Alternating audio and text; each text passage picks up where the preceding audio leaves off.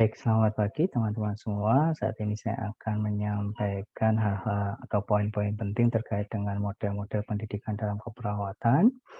Eh, Nanti secara lengkap Anda bisa baca di slide. Saya hanya akan memberikan beberapa contoh dari masing-masing teori, sehingga harapannya teman-teman bisa lebih memahami terkait dengan materi ini.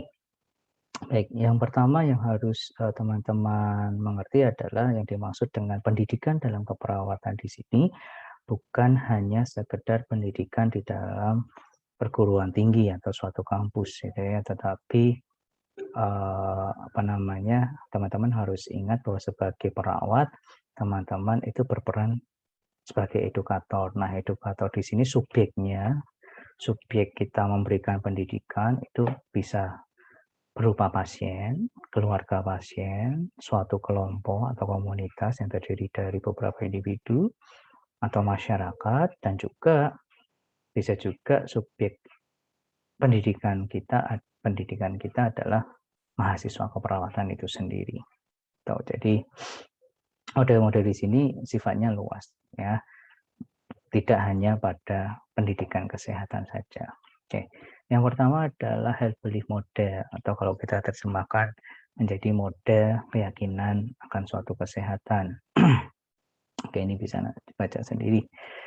Ya, intinya dari model health belief ini adalah likelihood of behavior atau kecenderungan untuk melakukan sesuatu, dalam hal ini perilaku kesehatan, itu dipengaruhi oleh cues to action atau isyarat bertindak, susceptibility atau persepsi bahwa dia rentan terhadap suatu penyakit, severity suatu persepsi bahwa penyakit itu parah atau serius atau tidak, kemudian the benefit, eh, keuntungan yang dia dapat atau manfaat yang dia dapat kalau dia melakukan suatu tindakan itu, dan cost atau biaya yang diperlukan untuk melakukan tindakan tersebut. Jadi 5 faktor ini nantinya akan mempengaruhi kecenderungan seseorang untuk melakukan perilaku kesehatan, di mana 5 faktor ini dipengaruhi juga oleh variabel demografi, contoh usia, jenis kelamin, tingkat pengetahuan, tingkat pendidikan, yaitu ini basicnya atau dasarnya. Lebih didetailkan lagi, ya, hubungan antar variabel tadi seperti ini. Ini adalah model jadinya dari Hebeli model. Ya, panah ini menunjukkan mana yang mempengaruhi, mana yang dipengaruhi. Berarti kalau ekor panah itu menunjukkan yang mempengaruhi, kemudian kepala panah ini itu menunjukkan yang dipengaruhi. Itu ya. Oke, saya akan langsung jelaskan. Jadi Hebeli model itu terdiri dari 3 bagian ini. Bagian pertama persepsi individu, ini ya, diwakili oleh kota ini. Kemudian bagian kedua adalah faktor berubah, dipengaruhi oleh ketiga kota ini. Dan bagian ketiga adalah kemungkinan untuk melakukan, dipengaruhi oleh 2 variabel ini. Saya berikan contoh supaya lebih jelas, yaitu tindakan atau perilaku untuk melakukan vaksinasi. Nah, itu adalah di sini. Ya, kemungkinan mengambil tindakan preventif yang telah direkomendasikan. Vaksin itu kan tindakan preventif ya. Vaksin itu kan tindakan pencegahan. Jadi itu ada di sini. Itu ya. Nah, kita bisa lihat nih panahnya, apa sih yang mempengaruhi, apa sih yang mempengaruhi seseorang itu untuk divaksin ya. Apa sih yang mempengaruhi kemungkinan atau keinginan seseorang sehingga dia mau divaksin? Nah, kalau menurut Hebeli model itu dipengaruhi oleh 2 kota ini. Yang pertama adalah persepsi hambatan mengenai pencegahan, persepsi merasakan manfaat dari sebuah pencegahan, yaitu vaksin, dan dipengaruhi oleh kota yang kedua, yaitu apa? Persepsi terhadap ancaman penyakit X atau dalam hal ini penyakit COVID-19. Nah, sebagai contoh, ketika seseorang mempersepsikan bahwa vaksin itu punya manfaat yang besar. Oh, dengan vaksin itu saya akan terhindar dari COVID-19. Kalaupun saya kena COVID-19, risiko kematian saya menurun. Dan ketika saya vaksin, saya tidak menularkan ke orang lain, khususnya mungkin orang-orang yang saya sayangi. kan manfaatnya besar. Nah, dengan manfaat yang besar, dia mempersepsikan atau dia memandang bahwa vaksin itu manfaatnya besar, maka kemungkinan besar juga dia akan bersedia untuk divaksin. Jadi juga dia mempersepsikan, oh tidak ada hambatan untuk mengakses vaksin. Gampang vaksin itu gratis. Gitu kan. Kalau sekarang sudah masuk gelombang ketiga untuk masyarakat umum kan ya, itu di mana-mana ada, tinggal daftar saja, kemudian tinggal datang, paling nunggu berapa menit, sudah divaksin selesai. Nah, ketika dia menganggap bahwa akses terhadap vaksin itu mudah, ya kemungkinan besar dia akan vaksin. Itu ya, itu arti panah ini. Itu juga persepsi orang tersebut terhadap COVID-19 itu mengancam atau tidak. Kalau dia menganggap bahwa COVID-19 itu sangat mengancam, ya dia akan mengambil tindakan preventif, mencegah, supaya dia tidak terancam. Ya, sesimpel itu ya. Tapi kalau dia tidak menganggap bahwa COVID-19 itu suatu penyakit yang mengancam, ya dia akan merasa, buat apa vaksin? Oke, sampai sini saya harap bisa dipahami. Kemudian, kita lanjut ke bagian yang tengah ini. Ternyata persepsi seseorang bahwa COVID-19 itu mengancam atau tidak dipengaruhi oleh dua hal. Ya, Anda bisa lihat panahnya. Yang pertama adalah kependudukan dan perilaku sosial. Kemudian yang kedua adalah cue to action atau isyarat untuk bertindak. Ya, sebagai contoh, isyarat untuk bertindak. Ketika orang tersebut membaca berita di koran, kan, atau di media sosial, bahwa COVID-19 itu bukanlah flu biasa, dia bisa menyebabkan kematian berapa persen, kan. Kemudian kalaupun sembuh itu nanti paru-parunya akan menjadi seperti apa, bahkan sudah sembuh pun, sudah pulang dari rumah sakit pun ada komplikasinya, ada efek lanjutannya. Nah, akhirnya dia menganggap bahwa, oh berarti penyakit X itu mengancam. Nah, itu bisa dia dapat dari iklan, bisa dia dapat dari cerita orang lain, mungkin cerita dari pasien sebelumnya yang pernah mengalami COVID atau di artikel. Nah, jadi juga persepsi bahwa penyakit COVID-19 itu merupakan suatu ancaman bisa dipengaruhi oleh perilaku sosialnya, dipengaruhi oleh variabel kependudukan kayak tingkat pengetahuan, tingkat pendidikan. Ya, perilaku sosial itu misalnya perilaku dia mencari berita. Ya kan, ini beritanya ada tuh tadi, berita bahwa oh COVID-19 itu bahaya bla bla bla bla. Tapi kalau dia sendiri tidak mencari berita tersebut kan juga dia tidak mendapat informasi itu. Pun juga dengan tingkat pendidikan, tingkat pengetahuan. Biasanya yang tingkat pendidikannya tinggi, dia lebih mudah untuk memahami suatu berita, suatu informasi. Nah, tingkat pengetahuan yang baik tentang COVID-19 itu akan membuat dia mempersepsikan bahwa penyakit X itu mengancam, ya, dapat mengancam jiwa, membahayakan lah intinya. Jadi ya itu arti dari kedua panah ini. Nah, kita lihat kemudian, ternyata variabel kependudukan dan perilaku sosial dari mencari informasi, tingkat pengetahuannya, tingkat pendidikannya, termasuk jenis kelamin, karena ada perbedaan tuh, misalnya perilaku mencari informasi antara jenis kelamin laki-laki dan perempuan itu pasti ada perbedaannya. Ya misalnya kalau saya pribadi ya, pengalaman saya pribadi, saya sebagai laki-laki itu lebih suka mencari informasi di kanal-kanal berita gitu ya, kayak apa itu namanya, Detik News gitu ya, atau Kompas.com, Sindo News dan lain sebagainya. Tetapi ibu-ibu itu ya, dosen-dosen perempuan lebih suka mencari informasi ke media sosial, kayak Instagram, Twitter dan sebagainya. Itu contoh sederhananya dan sudah dibuktikan di penelitian. Itu perilaku yang berbeda antara dua jenis kelamin. Nah, perilaku mencari informasi itu pada akhirnya menciptakan atau memberikan suatu pengetahuan tentang bagaimana mengakses vaksin, memberikan pengetahuan tentang bagaimana manfaat dari vaksin, akhirnya membentuk suatu persepsi.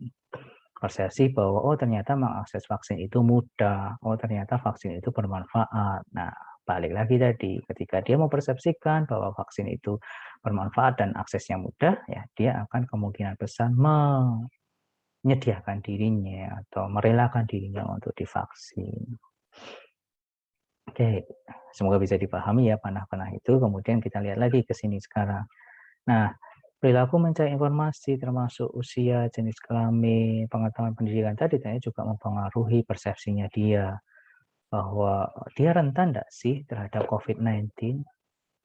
Dan kemudian serius enggak sih penyakit COVID-19 ini real enggak sih, hoax atau enggak sih?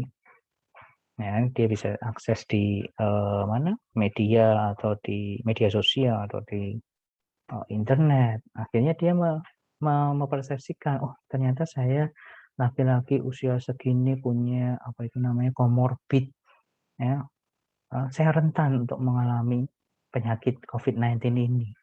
Dan kalau saya punya komorbid, wah ini penyakit COVID-19 ini serius nih. Ke sini akhirnya mengancam nyawa saya nih. Ya, kalau saya punya DM, saya punya hipertensi, asma dan sebagainya, ya, itu kan dia cari dari sini nih, dari perilaku sosialnya mencari informasi toh. Akhirnya dia menganggap itu serius, ya balik lagi ke sini. Wah, ini penyakit COVID-19 bisa mengancam jiwa saya ini. Akhirnya dia mengambil tindakan untuk divaksin. Itu ya. Bisa dipahami ya berarti ya. Oke.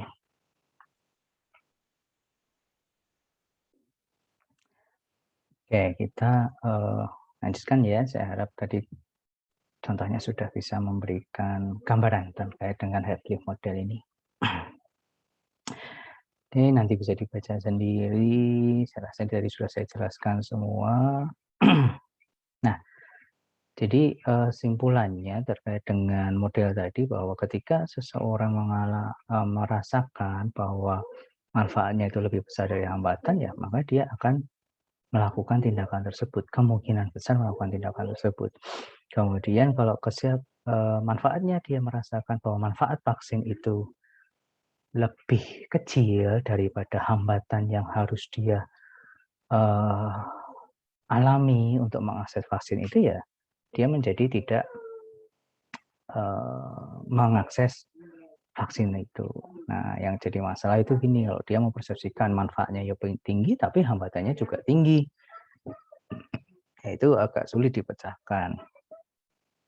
Sebagai contoh, apa itu ya? Saya pernah baca berita misalnya seorang yang tinggal di Gunung Kidul sana itu karena memang akses vaksinnya susah dan sebagainya. Maaf, bukan Gunung Kidul, pokoknya area apa itu saya agak lupa, bukan di DIY. Di perdesaannya dia apa istilahnya belum ada akses ke vaksin, kemudian akhirnya tapi dia memahami atau mempersepsikan bahwa vaksin itu sangat besar manfaatnya. Nah, itu menjadi suatu konflik dan akhirnya orang ini harus bersepeda berapa kilometer jauhnya itu ya untuk mendapatkan vaksin. Nah, ini kan sesuatu yang awalnya mungkin sulit dipecahkan buat beliau ini, tetapi karena beliau sudah kekeh itu ya untuk mendapatkan vaksin, ya ada risiko yang harusnya dia tempuh. Dia naik sepeda ya, bukan sepeda motor ya, naik sepeda sampai puluhan kilometer ke kota untuk mendapatkan vaksin. Nah, ini hal yang contoh dari apa namanya jika dia merasakan bahwa manfaat dan hambatan sama-sama tinggi, ya walaupun bisa dipecahkan tapi sulit untuk dipecahkan. Oke, nah kemudian intinya adalah maaf saya balik lagi ke model yang tadi. Intinya adalah ketika Anda menghadapi seseorang yang misalnya ya menolak untuk divaksin, Anda kalau mau menggunakan model herd belief ini, ya Anda harus mengetahui di mana problemnya, di kotak bagian mana problemnya. Belum tentu di sini ya. Walaupun ini terlihat seperti akar dari semuanya, tapi belum tentu di sini. Bisa saja di sini bagus, tetapi yang dua ini jelek. Akhirnya menganggap bahwa penyakit X itu tidak mengancam, ya dia tidak vaksin. Nah, di sini semuanya bagus, artinya bagus itu artinya dia sudah menganggap bahwa COVID-19 ini COVID-19 ini berbahaya, merupakan ancaman dari dia. Tapi begitu di sininya tadi ya, contoh yang kayak tadi dia aksesnya sangat sulit untuk mendapatkan vaksin, ya belum tentu di sini dia akan vaksin. Gitu ya. Jadi Anda harus kalau mau pakai model ini Anda harus tentukan mana yang bermasalah ketika orang tersebut tidak mau atau belum mau divaksin. Nah, itu kan kita bisa pahami nih sekarang konteks atau alasan nih ya. Di Indonesia kan ada kelompok yang anti vaksin, ada yang pro vaksin. Nah, silakan itu bisa dipahami menggunakan herd belief model ini. Oke, berikutnya. Nah, teori yang kedua atau model yang kedua adalah trans-theoretical teori. Nah, trans-theoretical teori ini membicarakan tentang bahwa tentang perilaku seseorang itu selalu ada tahapannya sampai dia maintenance seperti itu. Misalnya contoh, seseorang itu bisa sikat gigi setiap malam sebelum tidur. Itu tidak ujuk-ujuk ya, tidak tiba-tiba dia dapat wangsit atau dia dapat wahyu gitu ya. Malamnya pas mimpi, oh kamu kalau enggak sikat gigi sebelum tidur gigimu nanti bolong, gigimu nanti ompong, terus akhirnya dia langsung sikat gigi sebelum tidur. Tidak seperti itu. Ada tahapan-tahapannya untuk sampai ke arah perilaku yang dipertahankan. Nah, itu inti dari trans-theoretika teori. Jadi model yang menggambarkan bahwa untuk mencapai perilaku yang bisa dipertahankan itu ada tahapan-tahapannya, dan sebagai edukator kita harus bisa mengetahui orang ini atau pasien ini atau kelompok pasien ini berada di tahap yang mana, karena nanti tindakan untuk masing-masing tahap ini akan berbeda. Nah, gambar modelnya seperti ini. Jadi tahapan dimulai dari prekontemplasi. Tadi prekontemplasi itu berarti dia belum sadar, ya. Dia belum sadar, belum mau berubah. Kemudian ada tanda panah kalau dia masuk ke kontemplasi, artinya dia sadar, dia ingin berubah. Kemudian determination itu suatu niat, dia termotivasi untuk melakukan tindakan, lalu diwujudkan dalam bentuk tindakan. Dan ketika tindakan ini diulang-ulang maka akan dipelihara, maintenance. Tetapi ada juga kalanya ketika ini terganggu, pemeliharaan ini terganggu, maka dia akan kambuh, dia akan balik lagi ke kondisi sebelum dia sebelum dia melakukan tindakan itu namanya relapse atau kambuh. Nah, masuk lagi ke sini, dia tidak mau berubah dan seterusnya. Nah, ini penjelasan dari panahnya ini dulu ya. Berikutnya saya jelaskan yang ini. Nah, ketika dia belum sadar bahwa dia ingin berubah, bahwa tindakan yang selama ini dia pelihara itu salah, kemudian dia mendapat edukasi, kita bisa masuk ke sini nih. Enter here itu masuk ke sini. Kita berikan edukasi, kita berikan pemahaman, pendidikan, kesehatan dengan menggunakan media. Lalu dia, oh ya, saya sadar bahwa tindakan saya itu salah. Kemudian dia ada niat, tetapi belum tentu niat ini akan menjadi action. Ketika dia sudah ada niat untuk berubah, bisa saja dia keluar.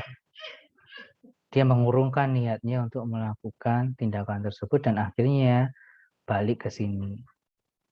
Sebagai contoh misalnya perilaku merokok, ya kan? Perilaku merokok. Bisa saja dia awalnya kan dia merokok tuh, ya kan? Awalnya dia merokok berapa batang per hari. Ya dia belum ingin berubah. Merokok itu enak kok, merokok itu membuat saya kreatif dan sebagainya, itu persepsi dia awalnya ya. Artinya dia masih di tahap ini, prekontemplasi.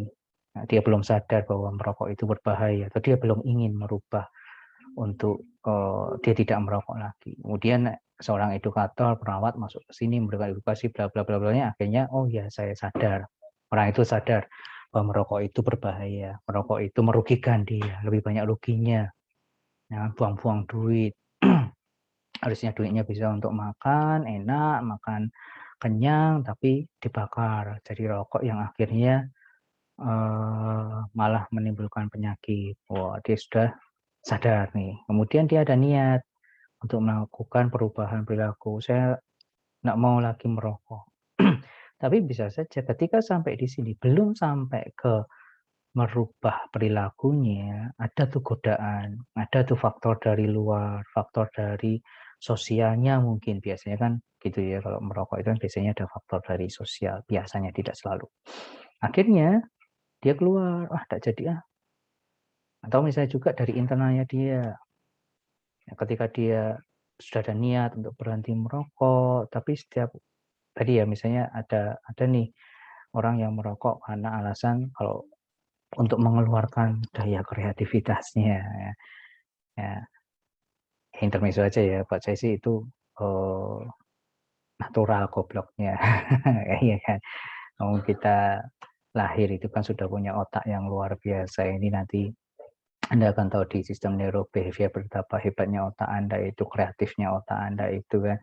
Kita sejak kecil aja tanpa rokok pun otak kita sudah berkreasi ria, gitu kan ya.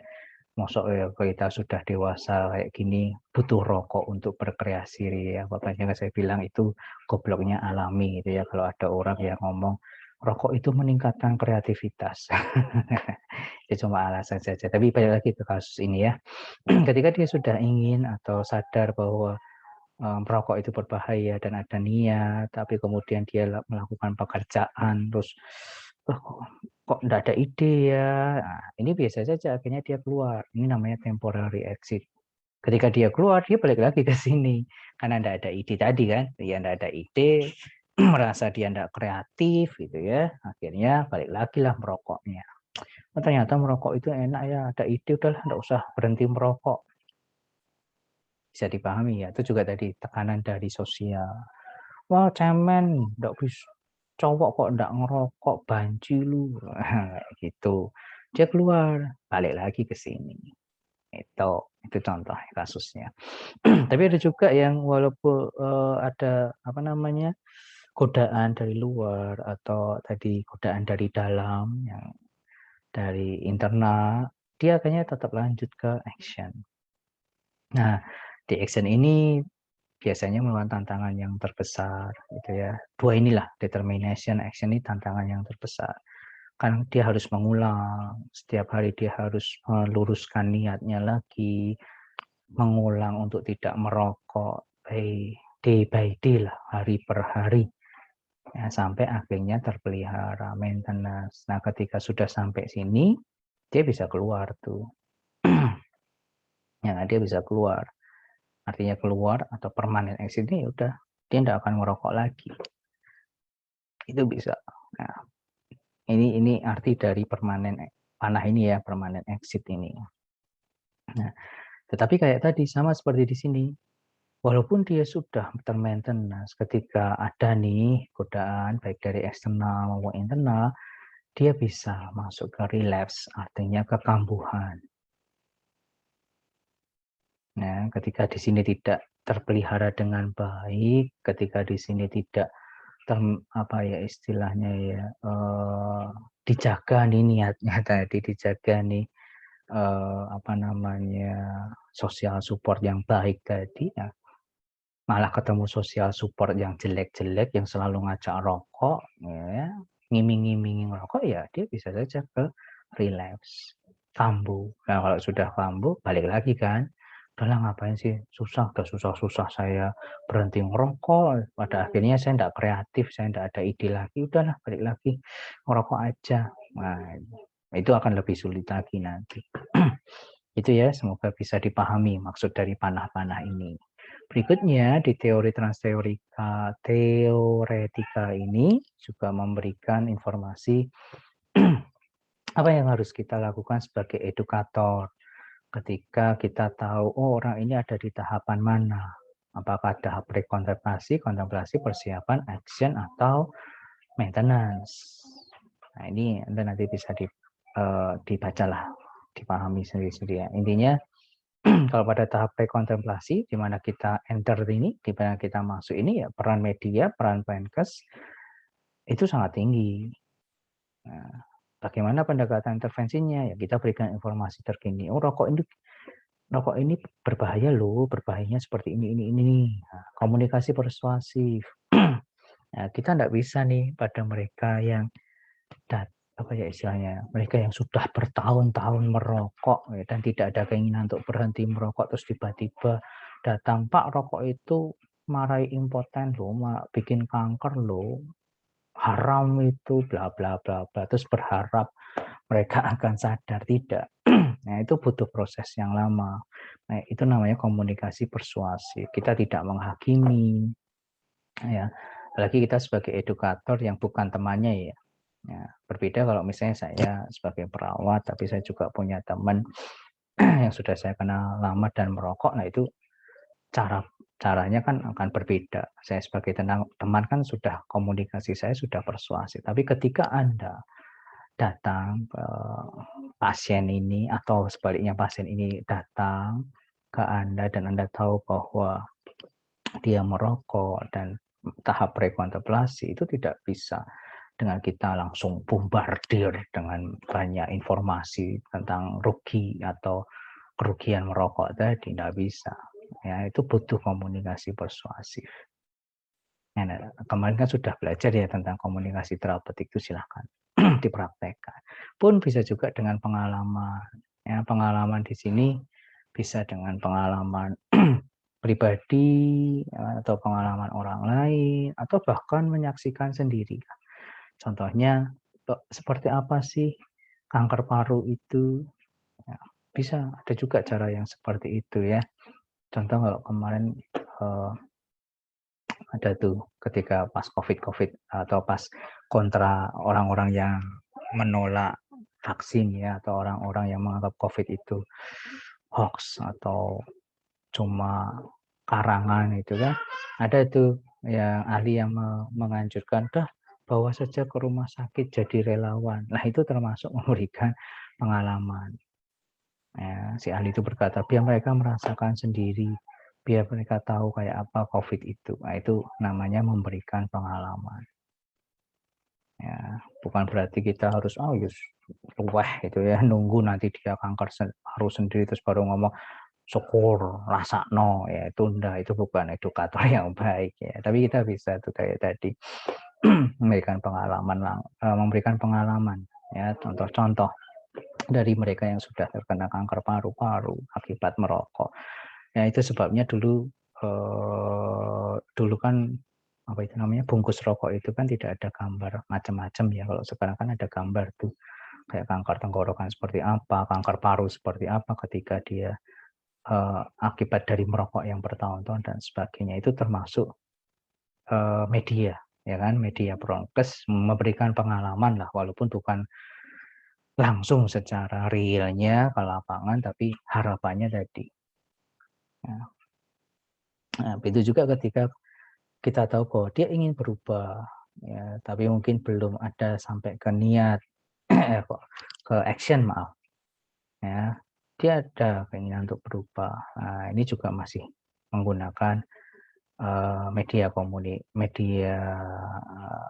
edukasi atau pendidikan kesehatan. Ya, caranya memberikan informasi, komunikasi persuasi, pengalaman. Ya, tidak harus informasi terkini, itu bedanya. Karena kan dia sudah ada niat untuk berubah. Nah, ketika dia atau orang tersebut ada di tahap persiapan, determination tadi, ya, media atau metode promkes itu efektivitasnya sedang. Ya, kita tidak perlu membombardir lagi dengan informasi kan, kayak gitu penjelasannya. Kita kan tidak perlu membombardir lagi tentang informasi berapa bahayanya merokok itu. Nah, karena ini sudah dia tahap persiapan. Ya, dia sudah ingin berubah, dia akan melakukan tindakan tadi untuk menghentikan rokoknya, ya berarti intervensinya ya ini bagaimana cara untuk berubah. Kita berikan keterampilan-keterampilan, kita berikan intervensi supaya sikapnya itu kekeh gitu loh, bahwa kalau memang sudah mau berhenti merokok ya berhenti merokok. Jadi bukan lagi memberikan pengetahuan tentang rokok, memberikan edukasi tentang bahaya rokok, enggak lagi itu. Itu juga dengan ketika dia sudah masuk ke tahap aksi, dia sudah melakukan, dia sudah mencoba untuk berhenti merokok, kita enggak usah berikan edukasi terkait dengan bahaya merokok lagi, ya, karena itu efektivitasnya kurang, dia sedang berhenti merokok kok. Ngapain kita berikan informasi tentang rokok itu ini loh akibatnya, loh dia sudah mencoba berhenti merokok ya, bukan mau lagi nih, dia sudah melakukan tindakan untuk menghentikan rokoknya. Jadi Menkes itu tidak perlu lagi, malah yang kita perlu lakukan adalah monitoring ini. Kita ajarkan keterampilan bagaimana untuk mempertahankan perilaku tidak merokok tadi, kita berikan motivasi, kita berikan dukungan, kita gabungkan dengan sosial support yang baru, yang tadinya sosial supportnya atau kelompoknya adalah mereka-mereka yang suka merokok, ini kita gabungkan pada kelompok-kelompok yang sukses tuh berhenti merokok. Kita ajarkan bagaimana memanajemen dirinya. Nah, dan ketika dia sudah masuk di tahap mempertahankan maintenance, ya sama, edukasi itu tidak penting lagi, pemberian informasi itu tidak penting lagi. Yang penting ini, gimana caranya supaya tidak relapse, gimana caranya supaya tidak kambuh. Kita berikan dukungan sosial, dukungan lingkungan tadi.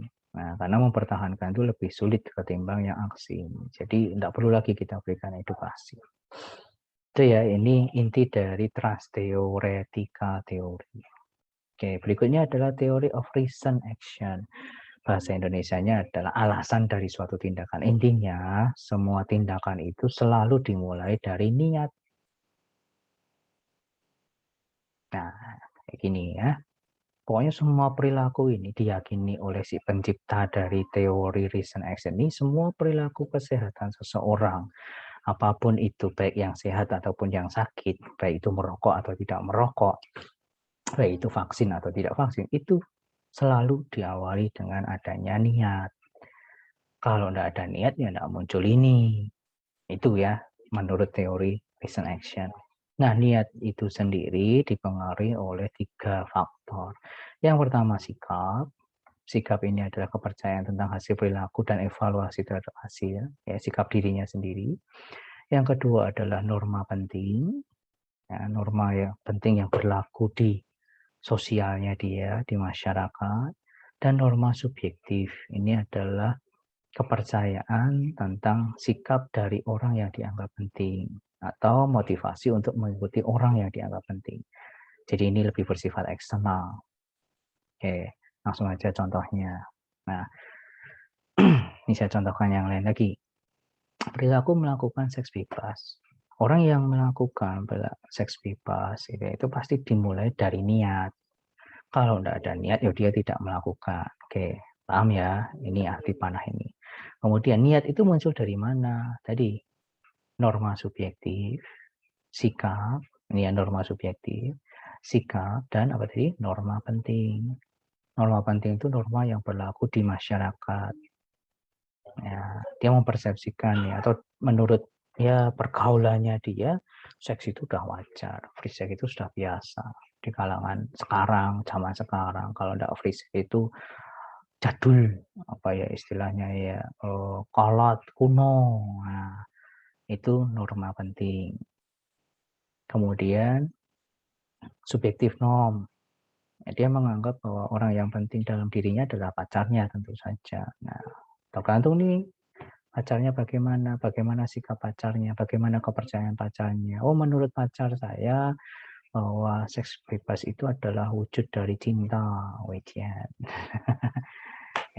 Ketika si pacar sudah mempersepsikan seperti itu, dan orang ini menganggap bahwa pacarnya adalah orang yang penting, important person buat dia, ya dia akan mengikuti, termotivasi untuk mengikuti kepercayaan si pacar tadi bahwa seks adalah wujud dari cinta kasih atau wujud dari kesetiaan. Akhirnya ada niat toh. Ini juga sama tadi, norma penting. Di kalangan sekarang kalau tidak melakukan seks bebas itu kuno, kalau masih perawan itu kuno. Nah, jadi akhirnya ada niat untuk melakukan seks bebas. Itu juga sikap. Nah, dia setuju enggak terkait dengan seks bebas tadi? Bagaimana persepsi dia tentang seks bebas itu? Oh, seks bebas itu gratis. Kalau sama pacar ya, kalau sama pacar gratis. Nah, itu persepsinya dia. Ya, enggak perlu bayar. Ya, kemudian sama juga buat saya seks bebas itu mewujudkan cinta kasih, kesetiaan. Dan daripada saya main sendiri, ya, daripada saya main sendiri, mending saya main sama pasangan saya. Daripada saya main sama PSK, mending saya main sama pasangan saya. Resikonya kecil. Nah, akhirnya muncul niat. Nah, kalau sudah niat ini muncul, ya tinggal ada kesempatan atau tidak, maka melakukan hubungan seks. Itu contohnya. Ya. Pun sebaliknya, ini tinggal dibalik saja kalau yang positif ya. Oh, saya tidak setuju seks bebas itu nanti bikin penyakit, itu dosa. Itu kan kepercayaannya ya, kepercayaan dirinya sendiri. Betul juga, oh ternyata dilalai, alhamdulillah, puji Tuhan, pacarnya juga sama. Apa itu, enggak benar seks bebas itu dosa, daripada kita masuk neraka. Ya, akhirnya dia mengikuti kan, dia mengikuti, termotivasi untuk mengikuti kepercayaan atau persepsi pacarnya. Oh iya, berarti tidak boleh itu seks bebas itu. Walaupun norma pentingnya sama, bisa saja niatnya beda. Dan akhirnya dia tidak melakukan hubungan seks. Gitu menurut teori reason action. Syukur-syukur kalau tiga-tiganya ini sama ya. Misalnya dia tinggal di pondok pesantren, gitu kan ya, yang secara norma di lingkungannya sudah menganggap seks bebas itu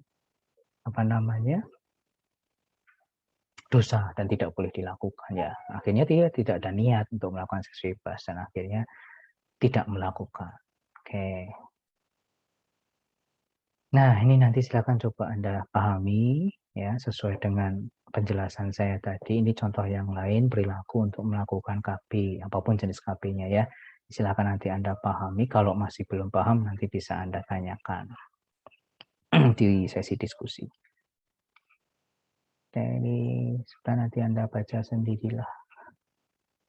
Oke, berikutnya adalah stress coping teori. Nah, intinya bahwa stress coping ya, sudah jelas ya bahwa tindakan atau perilaku seseorang itu dikaitkan dengan tingkat stres dan kemampuan copingnya. Tindakan kesehatan seseorang itu dikaitkan dengan tingkat stres dan perilaku copingnya. Sebagai contoh sederhana saja, orang yang melakukan tindakan bunuh diri itu pasti stresnya stres tingkat tinggi dan copingnya jelek. Gitu. Merokok juga sama. Perilaku merokok, beberapa literatur atau jurnal mengatakan ya itu disebabkan salah satunya oleh stres dan mekanisme coping atau cara menyelesaikan masalahnya jelek. Seks bebas tadi juga sama. Orang melakukan seks bebas itu juga ada literatur yang mengatakan bahwa itu karena ingin meredakan stresnya. Nah, itu otomatis kan copingnya atau kemampuan memecahkan masalahnya kan tidak bagus. Akhirnya dia memilih seks bebas. Tadi ya beberapa contoh tadi ya. Tetapi kita lihat dari teori yang berbeda, yaitu stress coping teori. Nah, nanti ini bisa dibaca sendiri. Intinya stres itu adalah tekanan ya, tekanan hidup ya yang dicirikan dengan beberapa tanda dan gejala, baik itu tanda gejala fisik, emosi, perilaku, pikiran, dan sosial. Nah, sebagai contoh orang stres itu ciri fisiknya apa? Ketika dia menghadapi tekanan hebat itu apa? Ciri fisiknya, oh pusing, tidak nafsu makan, tidak bisa tidur, atau sebaliknya banyak tidur. Nah, emosinya bagaimana? Sedih, takut, cemas, marah. Nah, kognitifnya bagaimana? Oh, berpikir bahwa saya ini jelek, berpikir bahwa dunia ini tidak mensupport saya, berpikir bahwa saya lebih baik mati saja. Kemudian tanda gejala perilaku, nah, orang stres gimana ya? Kayak tadi merokok, ada yang makan banyak, ada yang sebaliknya tidak mau makan, ada yang tidak pernah mandi. Ya. Nah, bisa lihat ya kalau misalnya orang-orang gangguan jiwa berat, ya itu kan mereka tidak mau mandi, makan seadanya, itu ciri perilaku. Kemudian ada juga ciri sosial. Biasanya orang stres itu akan menarik diri dari pergaulan, dari support sistemnya. Itu inti definisi stres. Ini ya. Oke, modelnya berbentuk seperti ini. Ini ada keterangannya, nanti bisa dibaca. Jadi sumber stres itu akan mempengaruhi tadi tanda gejala tadi, tubuh mempengaruhi tubuh kita, akhirnya memunculkan tanda gejala tadi ya, baik itu fisik, emosi, kognitif, pikiran, atau sosial dan perilaku. Nah, setelah merasakan efek tadi, merasakan tanda gejala tadi, otak kita langsung berpikir bagaimana mengatasi sumber stres ini. Nah, itu namanya coping atau proses memecahkan masalah. Ya, ketika proses memecahkan masalahnya benar, ya dia akan menjadi sehat. Ketika proses memecahkan masalahnya salah, dia akan menjadi penyakit. Ya, itu ya, eustress, distress. Jadi ada stres yang positif itu ada. Ya contohnya saat Anda ujian. Kalau Anda bisa memproses atau menyelesaikan sumber stres tadi dengan baik, yaitu ujian tadi ya, jadinya eustress. Stres yang Anda rasakan adalah stres yang positif.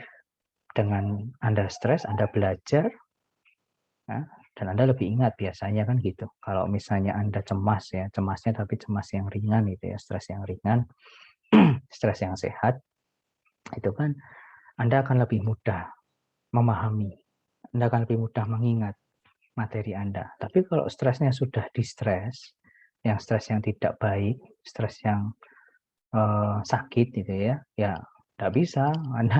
Anda baca berkali-kali pun juga tidak masuk kan, itu maksudnya distress atau stres yang tidak baik. Nah, itu tergantung proses coping ini tadi. Walaupun sama-sama sumber stresnya apa? Ujian.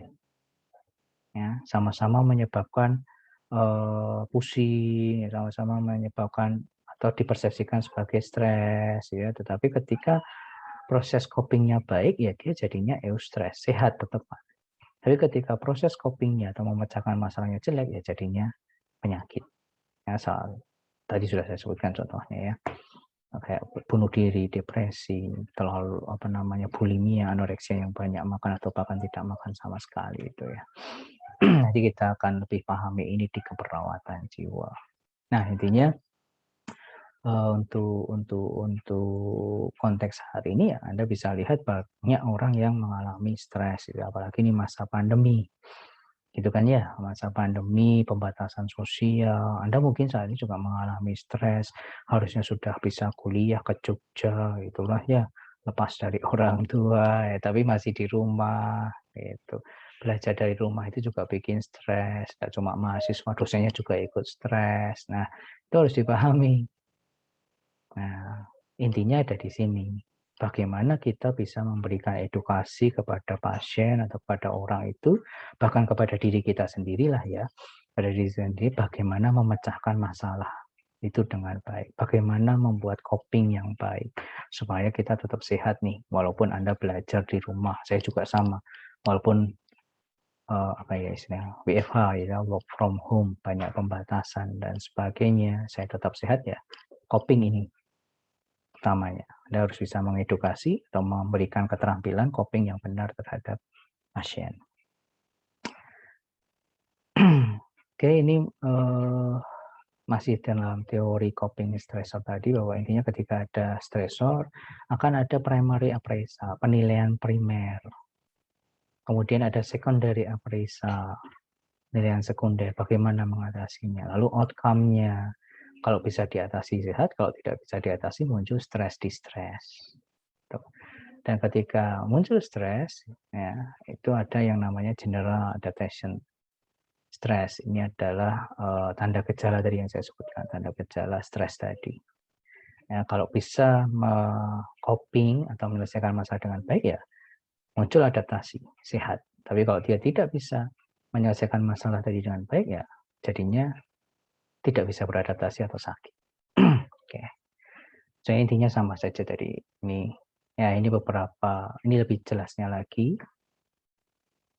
Saya akan fokus ke ini ya. Jadi ada 2 coping ya. Tadi saya sudah sampaikan bahwa kita sebagai perawat, edukator harus memberikan atau melatih keterampilan coping. Nah, jadi harus tahu nih coping yang benar kayak apa. Jadi ada yang namanya problem focus coping, artinya coping yang berfokus pada masalah, dan ada emosional focus coping, adalah coping yang berfokus pada emosional. Jelas yang paling ideal adalah ini, problem focus coping, di mana kemampuan ini adalah untuk mengurangi, memodifikasi, atau menghilangkan sumber stres. Kalau sumber stresnya hilang, ya stresnya hilang kan. Kayak tadi nih, kemana tadi yang, nah ini kan ya, sumber stres. Kalau sumber stresnya sudah dimodifikasi, maaf, kalau sumber stresnya sudah dimodifikasi atau dihilangkan, ya berarti kan nggak muncul ini. Itu juga sama ini kan, kalau sumber stres atau stresor ini hilang, kan nggak muncul stres. Ini juga sama, stresor itu sumber stres. Kalau sumber stresnya itu dimodifikasi, dihilangkan, kan nggak muncul sakit. Sesimpel itu. Ya, itu memang ideal. Tapi ada juga yang namanya emotional focus coping. Ya, ini tidak selalu jelek. Ya, karena emotional focus coping itu lebih berfokus pada perasaan. Yang penting saya nyaman. Sumber stresnya tetap ada, tapi yang penting saya nyaman. Nah, ini tidak selalu bagus, tapi juga tidak selalu jelek. Yang misalnya gini, seks bebas, itu termasuk emotional focus coping. Misalnya stres nih karena ujian. Ujiannya kan nggak bisa dihilangin toh. Kalau Anda mahasiswa ada ujian, ya Anda tidak dapat nilai. Ya kan? Tapi kan nggak bisa dihilangkan, nggak bisa dimodifikasi, nggak bisa dikurangi. Anda harus ujian. Gitu kan? Anda harus ujian. Nah, tapi kalau dengan problem focus coping, Anda bisa mencari strategi-strategi apa yang cocok supaya ujiannya tetap, tetapi kita bisa menyelesaikan ujian itu dengan baik. Kayak tadi yang saya sudah contohkan di awal ya, sehingga akhirnya bikin eustress tadi, stres yang sehat. Tetapi ketika dia tidak bisa problem focus coping, memilih emosional focus coping, ya tadi, intinya yang penting saya nyaman. Ujian apa ujian luweh, ya, akhirnya tadi dia bisa aja menolak ya, atau ngerjain ujiannya asal-asalan, yang penting nyaman ya. Atau ini malahan yang lebih parah, ngerokok, alkohol, obat-obatan, atau melakukan seks bebas, yang penting nyaman ya. Atau setelah ujian stres, udahlah, apa namanya, hari ini disko aja, hari ini apa sih namanya itu, hura-hura aja. Kalau hura-huranya jelek kayak gini, ya negatif. Tapi kalau hura-huranya kayak saya makan gitu ya, ya bisa berdampak negatif juga kalau keseringan makan ya. Ya itu contohnya. Jadi emotional focus coping tidak selalu buruk dan tidak selalu baik. Oke, ini ada beberapa macam. Nah, ada escape avoidance, menghindar. Ini yang coping berfokus emosi ya. Ada yang escape avoidance, ada yang distancing, ada yang denial, ada yang wishful thinking, ada yang seeking social support. Nah, ini yang bagus nih. Kemudian ada positive appraisal, ini juga yang bagus ya. Kemudian ada downward comparison. Nah, ini yang jelek ya, kayak escape avoidance, distancing, denial, wishful thinking sama downward comparison ini yang jelek. Ya, akhirnya nanti jadi tindakan yang jelek juga. Tapi kalau seeking social support kan bagus. Ya, ada ujiannya nggak bisa diapa-apain, tapi saya harus merasa nyaman ya. Saya cari dukungan sosial. Dukungan sosial ini tidak selalu akan menyelesaikan masalahnya, ya, tidak selalu akan membuat dia jadi pintar, enggak. Ya. Yang penting nyaman tadi. Maksudnya bagus itu di sini akhirnya dia menjadi nyaman. Ya, tergantung sosial supportnya juga sih, mohon maaf. Kalau sosial supportnya ya udahlah, nggak usah dikerjain aja ujiannya, cincai. Nah, itu berarti jelek akhirnya ya. Mengambil hikmah juga bisa bermakna positif. Ya, misalnya dia mengalami kecelakaan, terus akhirnya, sudahlah, ini kan sudah terjadi, ya sudah kita ambil hikmahnya saja. Dengan kecelakaan ini apa yang bisa ku pelajari, nah itu hal yang baik. Ya, oke. Beda dengan coping berfokus masalah, ya tadi yang penting adalah problem solving. Ujiannya tidak bisa diapa-apain kan, tidak bisa dikurangi, ya udah kita selesaikan ujian itu dengan cara belajar. Itu coping berfokus masalah. Ada juga coping yang jelek yang lainnya ya, misalnya ini coping defensif, ya ini masih termasuk emosional, fokus coping. Ada denial, mengingkari kenyataan. Ada repression, secara tidak sadar untuk dia menekan hal-hal traumatis, hal-hal yang sumber stres tadi ke alam bawah sadarnya. Biasanya ini diwujudkan dalam bentuk mimpi buruk dan sebagainya. Projection, nah ini menempatkan perasaan atau keinginan ke orang lain. Contohnya, ada teman nih yang ngomong ke Anda, "Oh, kamu suka ya sama gadis itu?" Nah, itu kemudian karena Anda merasa cemas ditanya seperti itu, langsung ngomong, "Enggak kok, cewek itu yang suka sama saya, bukan saya." Nah, itu namanya projection. Identification, ya kan, regression, kembali ke perilaku anak-anak, ya, kemudian intellectualization, mencoba menjelaskan hal-hal itu tapi dengan hal-hal yang abstrak lah. Wah ini anu nih, oh apa ini kemasukan setan nih, nah, kayak gitu. Padahal enggak juga.